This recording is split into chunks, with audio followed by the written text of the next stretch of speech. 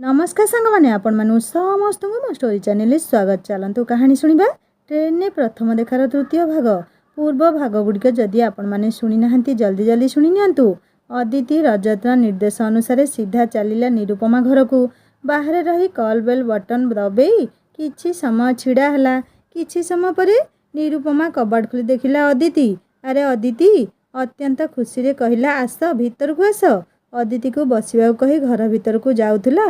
अदिति कहला बस बहुत कथा हबार अछि। नीरू अदितिर दुई हाथ को स्नेह भिड़ी धरी कहला दीति तुम भाई को एपरी अवस्था तुमे मते दूरे दिल से दिन ठारू तुमर देखा नहीं सेपरी किछि नहीं भाउज। फास्ट हियरिंग पर दिल्ली चलीगली एग्जाम थिला परे पुणी रेजल्ट बाहला और सर्टिफिकेट और अन्य डॉक्यूमेंट पर फेर दिल्ली जाइथिली। फेरिला परे बार काउंसिल अप्लाई कली और एठाकू फेरिली। तेबे तुमे लॉ प्रैक्टिस करिबो पचारला नीरू। ताहा मोर पिला दिनर इच्छा थिला। तेबे मोर एक परामर्श ग्रहण करिबो पचारला नीरू। कुह प्रथमे एडवोकेट मल्लिक को बाहर कर दियो। तुमे कोनोसी वरिष्ठ वकील परामर्श रे ए केस लड़िबाकू मानसिक भावे प्रस्तुत हुओ। मोर विश्वास तुम भाई न्याय पाइबे। ए कथा मु बाबा को माने तुम बाबा को जणाई अनुरोध करिथिली और से मते कहिथिले नेक्स्ट हियरिंग पूर्वरु भल वकील जन को नियुक्ति करिबी। तुमे जहा कहूच ताहा ही हेबाकू जाउची। अति शीघ्र भाई को बेल पई आवेदन करिबी। मु तुमको मोर साध्य मते सबु प्रकार सहयोग करिबी कहला नीरू। सेथिपई तो तुम पाखकू आसीछि भाउज। अच्छा तुमको साक्ष्य देबा पई कोर्ट समन पठाइथिला ना? हाँ केवल पीपी पचारिले आदित्य सह तुम विवाह ठीक होइतिला कि आउ किछि पचारला कि? आदित्य सह तुमर केते दिनर संपर्क? बास एतिकी मात्र। हाँ दीति कहला नीरू। भाउज तुम उपरे सबु निर्भर करुची। तुमे सहयोग कले भाई को निर्दोष साब्यस्त करि परिबी। ए कोन कहूच दीति? तुम भाई और मु गोटिए सूतारे बंधा।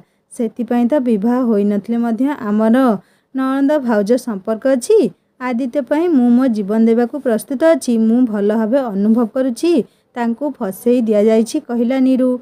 सुईटी ठारू आनिथिबा फोटो गुडी को देखाई अदिति नीरू को रियार फोटो देखाई पचारला भाउज ए झीटी को चिन्हिच? ए तो रिया सेन गुप्ता आम साथी बीटे करुला। बहुत धनी घर झील गर्वी और अहंकारी। आर बापा बालेश्वर बहुत धनी व्यवसायी। पाठ पढ़िया समय ड्रिंक करिया शौक थिला तार। अच्छा सबु फोटोरे से विक्रम सहित देखा जाउची कहला अदिति। विक्रमर कंपानी विश्वकर्मा कंप्यूटर एक मैनेजर अछि। हुए तो सेइथिपई होइथिबो। तेबे विक्रम पाखे श्वेता मध्य अछि। श्वेता को देखाई कहला निरुपमा से तो एक साधारण कर्मचारी। मालिक सह एते अंतरंग भावे रही एपरी फोटो उठेबार माने कौन? मु मध्य सेया ही भाबुची। काई ए दुईंक सह विक्रमर फोटो नाही तो संपर्क किछि अछि कि? होई थाई पारे कहला निरुपमा। विक्रम एक नष्ट चरित्र पिला। से सबु किछि निज स्वार्थ पई करि परिबो। ठीक अछि भाउज मते तुमे अति संक्षेप रे कहबो कि भाई सह तुम संपर्क किपरि सृष्टि हला? सेथिरे विक्रम और रिया किपरि रिएक्ट करथिले? एहा बहुत जरूरी। ठीक अछि कहूची। Flashback 17 September 2013। निरुपमा से दिन बहुत व्यस्त थिला। सीईटी मतलब centre of engineering and technology रे बीटेक रे नुआ नुआ तार एडमिशन होइतिला। से दिन कॉलेज वेलकम सेरेमनी थिला। नूतन भावे जॉइन होइथिबा पिला माननकु सीनियर पिला स्वागत जणाइबे। स्कूटी धरी चलिला कॉलेज। तांको घर ठारू कॉलेज प्राय 4 किलोमीटर दूर थिला। प्राय 1 किमी गला परे देखिला तार गाड़ी पंक्चर होई जाइछि। एबे से कौन करिबो बुझी पारु नथिला। ओ गॉड एबे कॉलेज जीबी केमिति? निजको निजे विरक्त होई कहिला ए स्कूटी एबे ही पंक्चर हेबाकू थिला। हठात कहार प्रश्न रे बुली देखिला तांकरी कॉलेज एक पुओ ताकू किछि पचारुछि। निरुपमार मने पड़ीगला काउंसलिंग दिन ए पुओटी ता पाखे बसिथिला। मु पचारुछि परा कहिला युवकटी। चमकी उठी निरुपमा कहला स्कूटी पंक्चर होई गला केमिति कॉलेज जीबी? व्यस्त होई कहिला तुम यूनिफॉर्म देखि जानि पारछि तुमे आम कॉलेज स्टूडेंट। ठीक बुझी पारिछ कहिला निरुपमा। गोटे काम करा जाऊ ए पाखरे आम घर। स्कूटी को घरे रखी देई मो गाड़ी रे कॉलेज चली जिबा। आसिले ताकू ठीक करी देबा। युवकटी निरुपमार गाड़ी को नहीं अल्प दूर रे थिबा तांको घरे रखी देई आसिला। निरुपमा को निज बाइक रे बसेई कॉलेज चली गला। बाइक पार्किंग रे रखी उभय सीधा ऑडिटोरियम रे देखिले सबु छात्र छात्री पहुँची गलेनी। नूतन पिलांक पई स्वतंत्र आसनर व्यवस्था होइतिला। उभय जाई सेठी बसिले। किछि समय परे कॉलेज डीन और अन्यान्य स्टाफ आसला परे कार्यक्रम आरंभ होला। सबु प्रेसर को निज निज बायोडाटा देबा पई गोटे गोटे फॉर्मेट दिया जाइतिला। सबु पूरण करी देइतिले।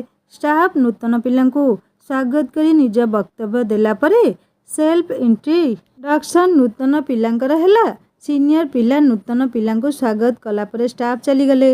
एहा परे सांस्कृतिक कार्यक्रम आरंभ होला। सीनियर पिलांक मध्यनु जणे मंच दायित्व ने एंकरिंग आरंभ करी समस्त को चकित करी कहले, friends may I request mister Aditya Mishra to come over the stage to start a music programme and make us spellbound. वर्तमान समस्त दृष्टि पड़ला आदित्य उपरे। निरुपमा आदित्य को देखी प्रथमे चमकी गला। ता सह ता हृदय रे एक आनंदर फल्गु खेलीगला। स्टेज उपरे हारमोनियम बजाई आदित्य आरंभ कला तार प्रिय गजल। जो गजल निज एकमात्र पुत्र एक्सीडेंट रे मृत्यु हेबा परे जगजीत सिंह कंपोज करथिले। ना चिट्ठी ना कोई संदेश। गीत शुणी जेपरि निरुपमा खुशी रे पागल होई जिवो। जगजीत सिंह और चित्रा सिंह मध्य निरुपमार प्रिय सिंगर थिले एवं एही गीत तार सबुठार प्रिय थिला। एहा परे आदित्य आउ किछि गीत गाई समस्त को मंत्रमुग्ध करदिले। से दिनर कार्यक्रम सरिया परे आदित्यर आखि खोजी बुलुथला निरुपमा को साथरे नहीं ता गाड़ी ठीक करदिले। तार दायित्व सरी जिवो। हेले मिस्टर हीरो आदित्य बुली देखिला तारी क्लास पिलाटीए ता सामने ठिड़ा होईची। बंधा को विक्रम सामंतराय कहती। हाथ बढ़े कहला, कैन वी बी फ्रेंड्स? या व्हाई नॉट कही विक्रम सह हाथ मिलेला। ठीक एति बेले निरुपमा आसी कहला, कंग्रेचुलेसन आदित्य, आज तुम लगी ए प्रोग्राम जीवंत हो गला। जगजीत सिंह मध्य मोर प्रिय गायक। मु मध्य गजल पसंद करे। तुम्हें आज ठीक जने प्रोफेशनल सिंगर भली गीत परिवेषण कल। Thank you Nirupama. वर्तमान जीवा तुम गाड़ी ठीक कराई तुमको देला परे मो काम सरीबो। विक्रम को चाहे कहला, ओके विक्रम पुणी देखा हबो। निरुपमा को साथी नहीं आदित्य से दिन चलीगला। ता पर दिन ठारू आदित्य कॉलेज रीतिमत हीरो पलटि गला। से दिन आदित्य कॉलेज पहुँचवा क्षणी हठात देखा गला विक्रम सह। पाखक आसी विक्रम आदित्य कांधरे हाथ पकई कहला, वाह यार काली तो कमाल करदेलु। आज कॉलेज तो कथा ही चर्चा। अच्छा कौन चर्चा होची टिके सुने? कहला आदित्य हसी हसी। अरे यार एमिति क्वचित न्यू कमर हीरो बनी जाती के जेमिति तू, कहला विक्रम। ठीक यही समय एक तांकरी क्लास झील वेशभूषा तीव्र आधुनिकतार झलक आसी आदित्य को एक गोलाप फूल दे कहला, hello Aditya this is Riya, I mean Riya Sen Gupta. Thank you. तेबे फूलर आवश्यकता कौन अच्छी? अरे फास्ट मीटिंग मु मो हीरो को स्वागत करिबिनी। विक्रम हठात कहला, ताकू समस्ते कॉलेज पिला निज निज हीरो बनई सारे। तुम्हें तो बहुत पछरे अछ। सो व्हाट, रिया जहाँ चाहे ताहा करे। आदित्य अनुभव कला रिया निहाती जड़े गर्वी और अहंकारी झील। रिया पुणी कहला, वेल आदित्य कथा कौन कि आज मोर birthday, so may I request you to join me at hotel moonlight. हठात कथा मझीरे पशि विक्रम कहला, अरे अरे रिया खाली आदित्य को एका निमंत्रण करदेले हेबनी, आमर मध्य हक अछि। Okay Vikram you two are invited. Riya पाई ए किछि नुहे। रिया चाहिए पूरा कॉलेज को मध्य इनवाइट करि परिबो। कथा बदले आदित्य कहला, बुझिली सेइथिपई आज तुमे चलचित्र तारकांक परी पोशाक पिंधि आसीछ। मु भाबिली आज बिना यूनिफॉर्म रिया केमिति। ए समय बेल बाजिगला। आदित्य कहला, सरी रिया आउ केबे, वर्तमान क्लास आरंभ होब कही क्लास को चलीगला। क्लास सरिया परे आदित्य देखिला निरुपमा काहाको अपेक्षा करी एपट को सेपट को चाहूची। आदित्य निरु पाखक जाई पचाला, कौन हैला काहा अपेक्षा अछ? निरुपमा सामान्य हसी कहला, आउ काहा अपेक्षा? कॉलेज हीरो व्यतीत जान आज ऑटोरे आसवाक पड़ा। तुम सहित जीवाई अपेक्षा करिछि। ओके चल तेबे। बाटर निरुपमा पचारा, रियार बर्थडे को जाउछ तेबे? चमकी उठी आदित्य पचारा, तुम्हें केमिति जानल? तुम पछरे टिके दूर रही तुम कथा सबू शुणुथिली। निरुपमा कहला, निहाती बाजे झील, बहुत गर्वी और अहंकारी झील, ताहा स्वाभाविक। ता बाबा बालेश्वर एक विशिष्ट व्यवसायी, कहला निरुपमा। सबू धनी झील कौन एमिति गर्वी और अहंकारी हुंती? मने मने भाबिला आदित्य। एहा मध्यरे किछि मास कटि जाइछि। फास्ट सेमिस्टर सरी जाइछि। कॉलेज आदित्यर गुरुत्व बहुत बढ़ी जाइछि। एपरिकी सीनियर पिलामाने मध्य आदित्य को बहुत सम्मान देबाकू लागिलेଣି। एपरी परिस्थिति आदित्य और निरुपमा मध्य बंधुता निबिड़ हो जाइछि। केबे केमिति आदित्य निरुपमा घर को मध्य जाइथाए, ठीक सेहीपरि निरुपमा आदित्य घर को मध्य आसे। मिताली देवी निरुपमा को बहुत स्नेह करती। तेबे अदिति निरुपमार जड़े भल सांग हो जाइछि। एपटे विक्रम और आदित्यर बंधुता बढ़ी जाइछि। निरुपमा लक्ष्य करुछि जेपरि विक्रम ताकू प्रभावित करने को चेष्टा करुछि। एपटे रिया आदित्य पछरे पड़िछि। रिया मध्य आदित्य को निज पटकू आकर्षित करने को चेष्टित। हठात दिने आदित्य कॉलेज पहुंची बाइक पार्किंग करी आसला बेलू निरुपमा सह भेट हो गला। Happy birthday Aditya. निरुपमा हाथ में धरिथिबा एक गोलाप फूल आदित्य को दे कहला, अरे निरुपमा आज मो जन्मदिन बोली तुमे केमिति जानिल?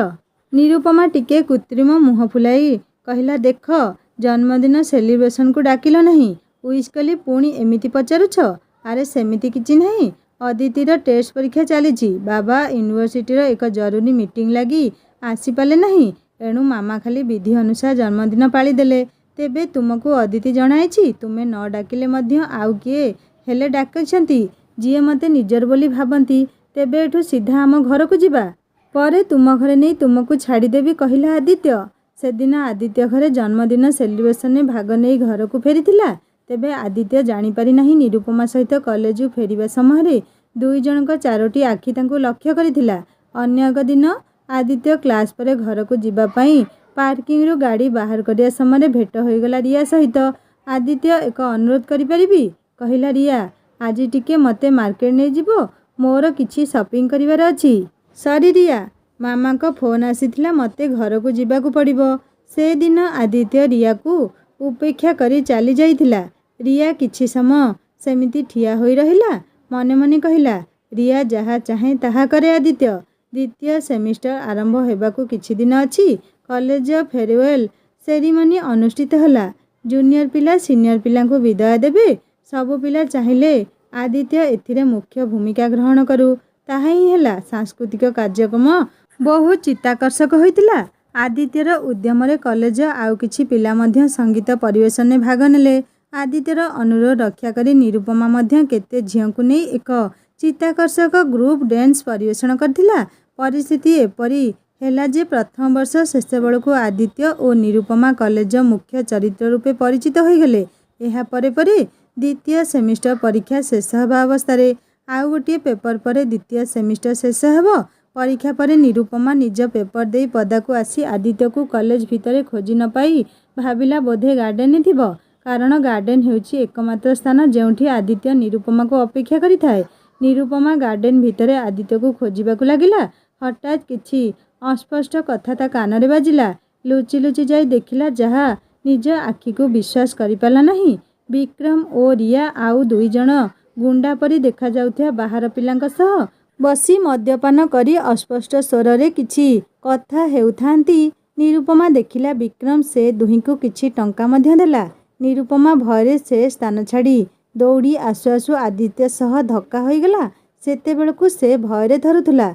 आदित्य निरुपमा को शांत करी कहला, कूल निरु, कौन हैला एमिति डरुछ काहींकी? निरु विक्रम और रिया कथा सबू आदित्य को जणाई कहला, आदि मते बहुत भय लगुछि। सेमाने आम विरुद्ध रे किछि चक्रांत करुनाहांती तो?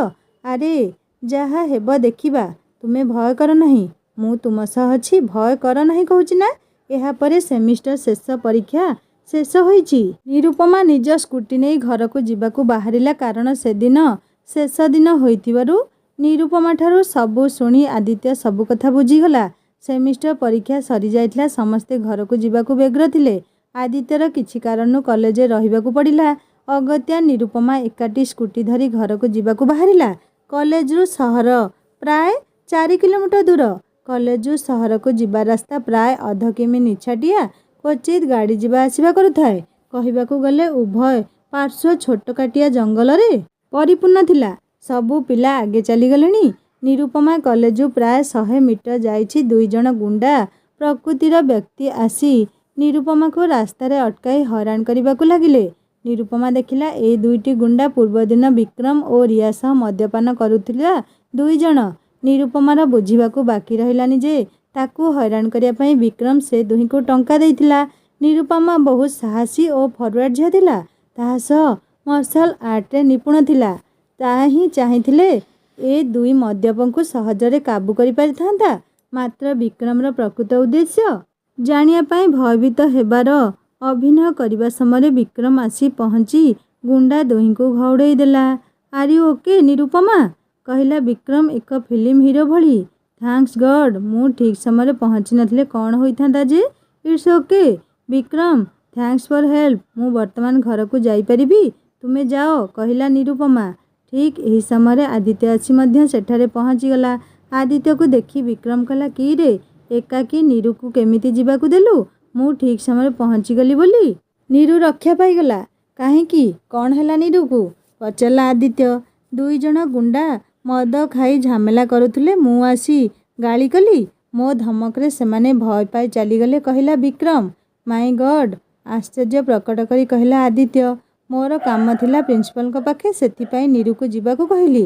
ଠିକ୍ ଅଛି, ଆଉ ଏପରି ଭୁଲ ହେବ ନାହିଁ। ତତେ ବହୁତ ବହୁତ ଧନ୍ୟବାଦ ବିକ୍ରମ। ବିକ୍ରମକୁ ଚାହିଁ କହିଲା ଆଦିତ୍ୟ। ଚାଲ ନିରୁ। ଆଦିତ୍ୟ ଓ ନିରୁ ଚାଲିଗଲେ। ସେମାନଙ୍କ ଯିବା ପଥକୁ କିଛି ସମୟ ଚାହିଁ ରହିଲା ବିକ୍ରମ। ସେଦିନ ନିରୁ ଘରେ ନଥିବା ସମୟରେ ସୁଯୋଗ ଦେଖି ବିକ୍ରମ ପହଞ୍ଚିଲା ନିରୁପମା ଘରେ। କଲିଂ ବେଲ୍ ବାଜିବା କ୍ଷଣି ଯେ କବାଟ ଖୋଲିଲେ ସେ ଥିଲେ ନିରୁପମାର ପିତା ସୁରେନ୍ଦ୍ର ବାବୁ। କ'ଣ ବାପ, କାହାକୁ ଖୋଜୁଛ? ପଚାରିଲେ ସୁରେନ୍ଦ୍ର। ବିକ୍ରମ ହାତ ଯୋଡ଼ି ପ୍ରଣାମ ଜଣାଇ କହିଲା, ଅଙ୍କଲ, ମୁଁ ବିକ୍ରମ, ନିରୁପମା ସାଥିରେ ପଢ଼େ। ଆଜି ନିରୁପମା କେତେବେଳେ ଘରକୁ ଫେରିଲେ? ସୁରେନ୍ଦ୍ର ବିକ୍ରମକୁ ଘର ଭିତରକୁ ଆସିବାକୁ କହି ଉତ୍ତର ଦେଲେ, ପରୀକ୍ଷା ସରିଲା ପରେ। କାହିଁକି, କ'ଣ ହେଲା? ସେ କିଛି କହିନାହାନ୍ତି? ପଚାରିଲା ବିକ୍ରମ। ନାହିଁ, କ'ଣ ହୋଇଛି କହୁନାହଁ? ଆଦିତ୍ୟ ତାକୁ ଆଗେ ପଠେଇ କାମର ଆଳ ଦେଖାଇ କଲେଜରେ ରହିଗଲା। ନିରୁପମା ବାଧ୍ୟ ହୋଇ ଏକୁଟିଆ ଆସିବା ସମୟରେ ଦୁଇ ଜଣ ଗୁଣ୍ଡା ତାକୁ ହଇରାଣ କଲେ। ଭାଗ୍ୟବଶତଃ ମୁଁ ସେତେବେଳେ ଫେରୁଥିଲି। ମୋତେ ଦେଖି ଗୁଣ୍ଡାମାନେ ଚାଲିଗଲେ। ଅବଶ୍ୟ ଆଦିତ୍ୟ ସେତେବେଳେ ପହଞ୍ଚିଗଲା। ଆଦିତ୍ୟ ଏପରି କାହିଁକି କଲେ?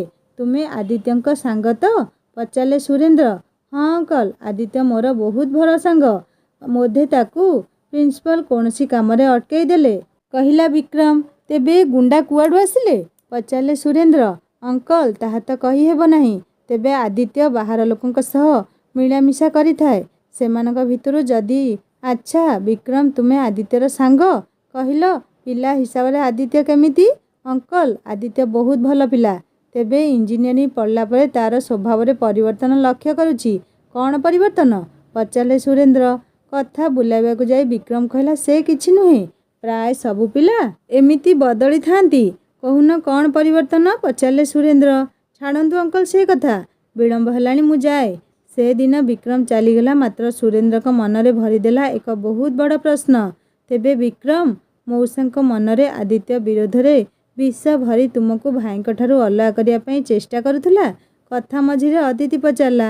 ହଁ, ତେବେ ଖାଲି ସେତିକି ନୁହେଁ, ମଝିରେ ବହୁତ ଥର ମୋତେ ତା ପ୍ରତି ଆକୃଷ୍ଟ କରିବାକୁ ବହୁତ ପ୍ରୟାସ କରିଛି, କିନ୍ତୁ ବିଫଳ ହେଲା ପରେ ସେ ପ୍ରମାଣ କରିବାକୁ ଚେଷ୍ଟା କଲା ଆଦିତ୍ୟ ଏକ ନଷ୍ଟ ଚରିତ୍ର ଯୁବକ, କହିଲା ନିରୁପମା। ଏଥିରେ ମଧ୍ୟ ରିୟା ବିକ୍ରମକୁ ପୁରା ସହଯୋଗ କରୁଥିଲା। କିପରି? ଆଦିତ୍ୟ ଗାର୍ଡେନରେ ପ୍ରାୟ ବସନ୍ତି। ଏହାର ସୁଯୋଗ ରିୟା ନେଇ ଗାର୍ଡେନ ଯାଇ ଆଦିତ୍ୟ ସହ ମିଶିବାକୁ ଲାଗିଲା। କଥା ହେବା ସୁଯୋଗରେ ରିୟା ଆଦିତ୍ୟକୁ କୁଣ୍ଢାଇ ଧରିବାକୁ ପ୍ରୟାସ କରିବା ସମୟରେ ବିକ୍ରମ ଫଟୋ ଉଠାଇଥିଲା। ତୁମେ କେମିତି ଜାଣିଲ? ପଚାରିଲା ଅଦିତି। ଅଦିତି, ସେଦିନର ଘଟଣା, ମାନେ ଯେଉଁଦିନ ଗୁଣ୍ଡାମାନେ ମୋତେ ହଇରାଣ କଲେ, ସେହି ଦିନଠାରୁ ମୁଁ ଓ ଆଦିତ୍ୟ ବିକ୍ରମ ଓ ରିୟାର ପ୍ରତିଟି କାର୍ଯ୍ୟ ଉପରେ ନଜର ରଖିଲୁ। କାରଣ ଗୁଣ୍ଡାମାନଙ୍କୁ ପଠାଇ ବିକ୍ରମ କଲେଜ ପାଖ ଜଙ୍ଗଲରେ ଲୁଚି ରହିଥିଲା, ଯାହା ଆଦିତ୍ୟ ନିଜେ ଦେଖିଛନ୍ତି। ସେଦିନ ବିକ୍ରମର ଉଦ୍ଦେଶ୍ୟ ଜାଣିବା ପାଇଁ ଆଦିତ୍ୟ ଜାଣିଶୁଣି ପଛରେ ରହିଥିଲେ। ତେବେ ଛାଡ଼ ସେ କଥା। ବିକ୍ରମ, ଆଦିତ୍ୟ ଓ ରିୟାର ଆଲିଙ୍ଗନ ଅବସ୍ଥାରେ ଥିବା ଫଟୋ ମଧ୍ୟ ମୁଁ ଉଠାଇଛି। ଯେଉଁଦିନଠାରୁ ଆଦିତ୍ୟ ରିୟା ସହ ସିଧାସଳଖ ସମ୍ପର୍କ କଟାଇ ଦେଲେ, ରିୟା ପ୍ରତିଶୋଧ ପରାୟଣ ହୋଇଗଲା। ତା ମନରେ ଗର୍ବ ଓ ଇଗୋ ତାକୁ ଏପରି କରିଦେଲା। ତେବେ ଆଉ ଏକ ଘଟଣା ଶୁଣ। କଲେଜରେ ତୃତୀୟ ସେମିଷ୍ଟର ସରିଯାଇଥାଏ। ସେଦିନ ଥିଲା ସୋମବାର। ପ୍ରତି ସୋମବାର ଦିନ ସୁରେନ୍ଦ୍ରବାବୁ ସ୍ତ୍ରୀ ଅଳକା ସହ ନିକଟସ୍ଥ ଶିବ ମନ୍ଦିର ଯାଇ ଶିବ ଦର୍ଶନ କରିଥାନ୍ତି। ଶିବ ଦର୍ଶନ କରି ଫେରିବା ସମୟରେ ବିକ୍ରମ ହଠାତ୍ ଯାଇ ପହଞ୍ଚିଗଲା। ଅଙ୍କଲ ନମସ୍କାର। ସୁରେନ୍ଦ୍ରବାବୁ ଓ ଅଳକାଙ୍କ ପାଦ ଛୁଇଁ କହିଲା ବିକ୍ରମ। ଆରେ ବିକ୍ରମ, ତୁମେ କୁଆଡ଼େ? ପଚାରିଲେ ସୁରେନ୍ଦ୍ର। ମନ୍ଦିର ଆସିଥିଲି, କହିଲା ବିକ୍ରମ। ଶୁଣ ବିକ୍ରମ, ନିରୁ ପ୍ରତି ଟିକେ ଦୃଷ୍ଟି ଦିଅ। ସେ ଦିନର ଘଟଣା ପରଠାରୁ ମୋତେ ବହୁତ ଭୟ ଲାଗୁଛି। ତୁମ କଥାରୁ ଜଣାପଡ଼ୁଛି ଆଦିତ୍ୟ ଭରସାଯୋଗ୍ୟ ନୁହେଁ, କହିଲେ ସୁରେନ୍ଦ୍ର। ହଠାତ୍ ଆଦିତ୍ୟକୁ ଦୂରରୁ ଦେଖି ବିକ୍ରମ କହିଲା, ଅଙ୍କଲ ଆପଣ ଟିକେ ଦୂରରେ ରୁହନ୍ତୁ, ଆଦିତ୍ୟର ଅସଲ ରୂପ ଦେଖିବେ। ଆଦିତ୍ୟ ପଛରେ ଅଦିତିକୁ ଗାଡ଼ିରେ ବସାଇ ବଜାରରୁ ଫେରୁଥିଲା। ଆଦିତ୍ୟ, କିରେ କୁଆଡ଼େ ଯାଇଥିଲୁ? ପଚାରିଲା ବିକ୍ରମ। ବଜାର ଯାଇଥିଲି ଦିତି ପାଇଁ ଡ୍ରେସ୍ ଆଣିବାକୁ, ବାର୍ଥଡେ ପାଇଁ। ଓକେ ବିକି, ବିଳମ୍ବ ହେଲାଣି, ଆସୁଛି। ଆଦିତ୍ୟ ଚାଲିଗଲା। ଆଦିତ୍ୟ ଚାଲିଗଲା ପରେ ସୁରେନ୍ଦ୍ର ଶୁଣିଲା ଭଳି କହିଲା, ପିଲାଟା ନଷ୍ଟ ହୋଇଗଲା। କ'ଣ ହେଲା ବିକ୍ରମ? ଆଦିତ୍ୟ ପଛରେ ସେ ଝିଅ କିଏ? ଅଙ୍କଲ, ଆଦିତ୍ୟକୁ ବହୁତ ବୁଝାଉଛି, ଯଦି ନିରୁପମାକୁ ଭଲ ପାଉଛୁ ଅନ୍ୟ ଝିଅମାନଙ୍କ ଠାରୁ ଦୂରରେ ରୁହ। ସେ ମୋ କଥା ଶୁଣିଲେ ତ କ'ଣ କରିବି?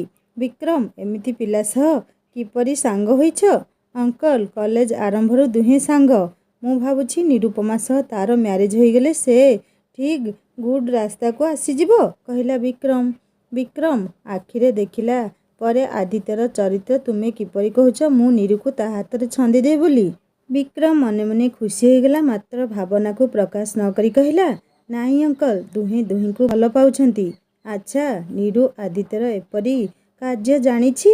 ପଚାରିଲେ ସୁରେନ୍ଦ୍ର। ବୋଧହୁଏ ଜାଣିନଥିବ, ଜାଣିଥିଲେ ଆଦିତ୍ୟ ସହ ମିଶି ନଥାନ୍ତା, କହିଲା ବିକ୍ରମ। ଠିକ୍ ଅଛି, ମୁଁ ତାକୁ ବୁଝାଇବି, କହିଲେ ସୁରେନ୍ଦ୍ର। ସେଦିନ ବହୁତ ଚାଲାକି କରି ସୁରେନ୍ଦ୍ର ବାବୁଙ୍କ ବ୍ରେନ୍ ୱାଶ୍ କରି ବିକ୍ରମ ଚାଲିଗଲା। ଏଣେ ସୁରେନ୍ଦ୍ର ବାବୁ ଚିନ୍ତାରେ ରହିଲେ। ହଠାତ୍ କଥା ଛଡ଼ାଇ ଦିତି କହିଲା, ମାନିବାକୁ ପଡ଼ିବ ବିକ୍ରମର ଅଭିନୟକୁ। ବିକ୍ରମ ବଡ଼ ଧୂର୍ତ୍ତ। ତେବେ ରିୟା ବିକ୍ରମର ପଛରେ ପଡ଼ିଥିଲା ଆଦିତ୍ୟ ଭାଇଙ୍କୁ ତୁମଠୁ ଦୂରେଇ ରଖିବାକୁ। ଯାହା ବିକ୍ରମ ହିଁ କରିପାରିବ। ଆଦିତ୍ୟ ଭାଇ ତୁମଠୁ ଦୂରେଇ ରହିଲେ ଉଭୟଙ୍କୁ ଫାଇଦା।